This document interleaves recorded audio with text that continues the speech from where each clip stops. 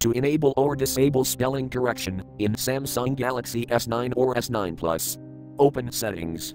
From a home screen, swipe up or down from the center of the display to access the apps screen.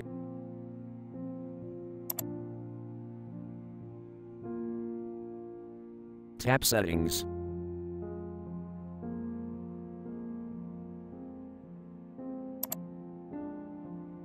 Scroll down.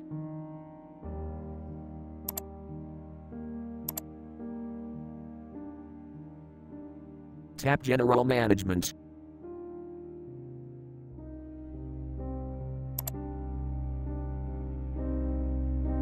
Tap Language and Input.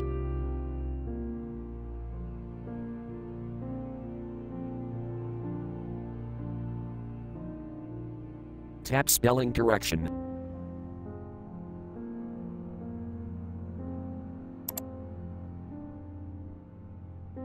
Tap Spelling Correction switch until blue to enable, or tap until gray to disable.